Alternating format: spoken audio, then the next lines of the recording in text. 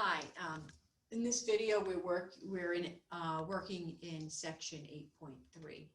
We're going to discuss margin of error. So when we introduced the confidence interval, right? This is the formula that we've been working with.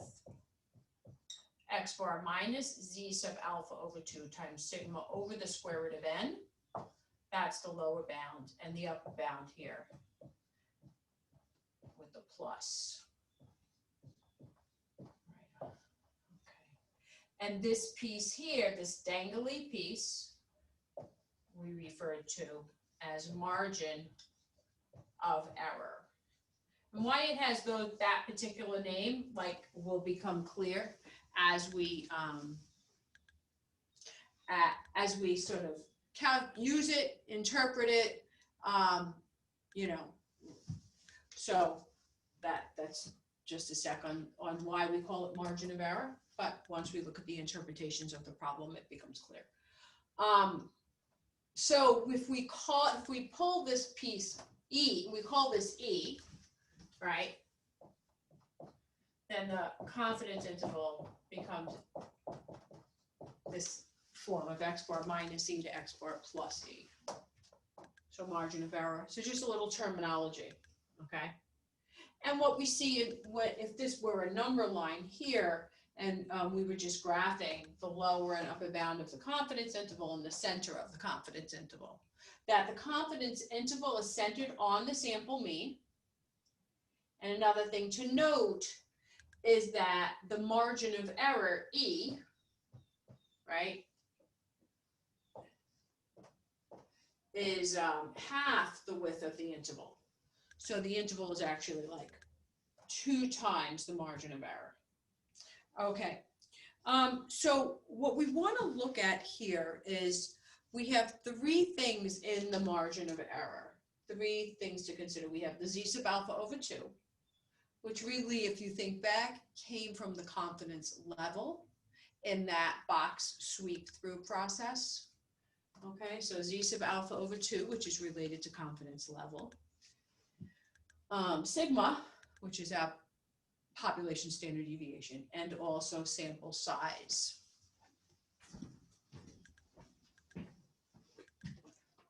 So what we're interested in doing is to see how the width of the interval varies if each of these inputs, so to speak, each of these values which come together to determine the width of the interval, or the half the width, the margin of error. Okay, so what we want to look at is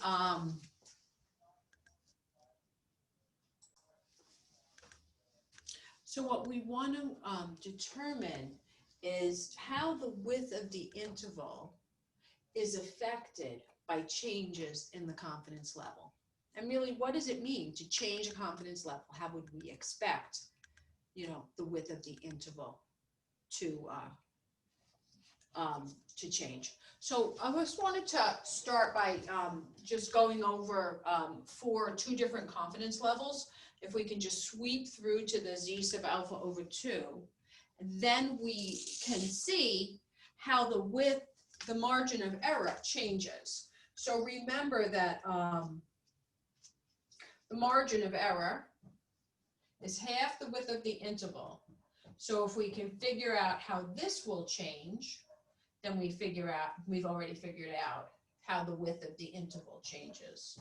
So I want to determine how the width of the interval is affected when the confidence level, say, goes from 90% confidence interval, or 0.90, to 99% confidence interval, or confidence level of 0.99. Okay. All right. So we're going to sweep through. Please, if you want, you can pause and do it and come back. Right, I'm going to do it here. Confidence level is 0.90. Gives me an alpha of 0.1. Alpha over 2 equal to 0.05.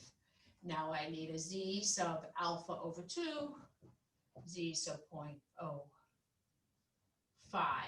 We have to go to the table and find the z sub 0.05 value. So do the indirect lookup.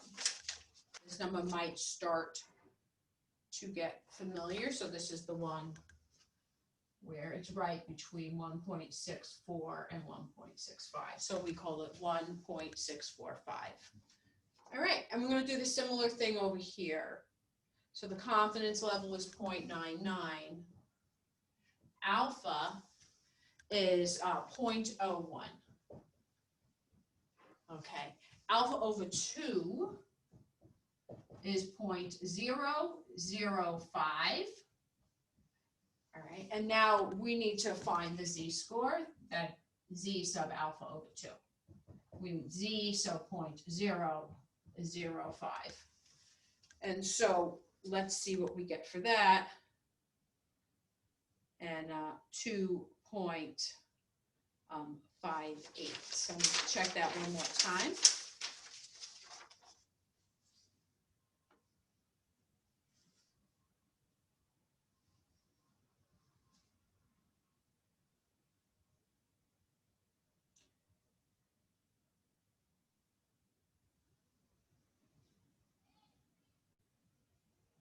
Okay.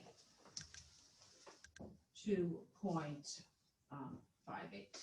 And that might be one where you fall in the middle. That's why I was pausing there. Okay, we'll take it for this for right now. Okay, so what we want is we want to understand that as the confidence level went from 0.9 to 0.99, we see that the z sub alpha over 2 moved as out from 1.64 to 2.58. Okay.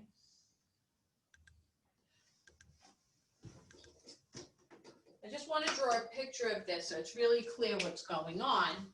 This one here says that at 1.645, nice idea, but the green's not working. Let's see if the blue works.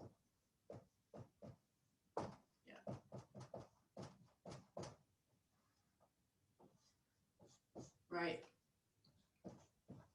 that caught 90% of the area. All right, so let's think about, well, I'll draw the other picture. And if I wanted to get 99, I would have to move the boundaries out to catch more area. I'm going to have to go in this direction. Okay, and so it's 2.58.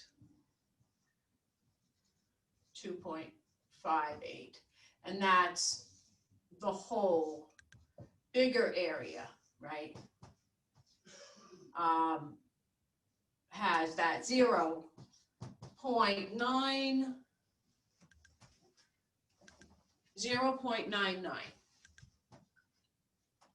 area. Okay, so we see that if we want to increase the confidence level from 90 to 99, it requires that these z sub alpha over 2 get larger as well. So what does that mean to the margin of error? If the as we go from 0.9 to 0.99, the z sub alpha over 2 increases. Okay, the sigma and the n don't change. So if z sub alpha, if confidence level increases, z sub alpha over 2 increases, margin of error increases, and we get that result. Then back to the notes. For a fixed sample size, increasing the confidence level increases the width of the interval, and vice versa in reverse. All right. So then there's another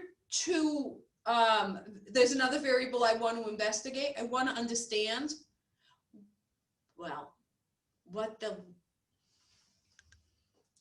before I move on, excuse me, I just want to talk about the probabilistic interpretation of the result, which we just showed, okay?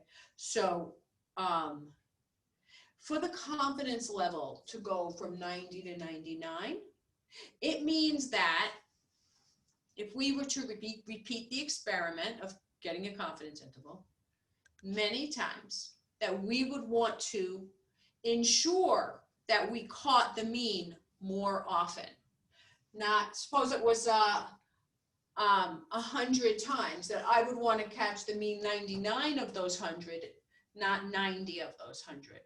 So if I want to catch the mean, I'm going to be required to make my interval larger, and that's why those z sub alpha over 2's had to increase. But the probabilistic interpretation is the width of the interval gets larger if we want to catch mu more often. And if we want to catch mu less often, like go from a 99 to a 90% confidence interval, then we would have to bring it in, right? Make a smaller interval, a more narrow interval. So we wouldn't catch mu as often. Okay. And now what we want to do is we have another relationship here, right? So we investigated this component, and now I want to investigate sample size. So what happens to the width of the interval if the sample size increases? Okay, so looking back here at the notes, we want to consider how the width of the interval changes if the size of the sample changes, right? So here's the result. So we'll work towards the result in our conversation though. So for a fixed confidence level, increasing the sample size is going to decrease the width of the interval. So let's go ahead and look at the example here. So I'm just going to state a confidence level and a sigma, and just so that I have it, and then I'm going to keep it still. And then any changes in the width of my interval are going to come exclusively from the changes in the sample size. So I'm just going to state two levels of confidence for values, one for confidence level of 0.99. Let's assume that, and let's assume sigma equals 1.5. Keep that still, and let's see what happens to the margin of error as n increases from 10 to 100. Okay, so here's the formula for margin of error, z sub alpha over 2 times sigma over the square root of n. It's half the width of the interval, right? So plugging in the 0.99, the confidence level, right? And sweeping through, we did this one on the board a moment ago. So we sweep through the z sub 0.005 is 2.58. Okay, so that's our z sub alpha over 2. So that we're going to use that in our margin of error. There's our margin of error formula, z sub alpha over 2 times sigma over the square root of n. So substituting in 2.58 for z sub alpha over 2, that stays constant. The 1.5, which is the sigma, that stays constant. And the sample size, we're going to see what happens as the sample size goes from 10 to 100. Okay, so when the sample size is 10, that value for the sample size gets in the denominator under the square root. So the square root of 10, which is 3.16, and we end up with a margin of error of 1.22. So if, on the other hand, we substitute in n equals 100 into the denominator square root, that gives us the square root of 100 is 10, and notice how much smaller the width of the interval is, because as the denominator increases, the value of the fraction decreases. Okay, so what we see is increasing the sample size decreases the margin of error, and hence decreases the width of the interval. All right, so I'm going to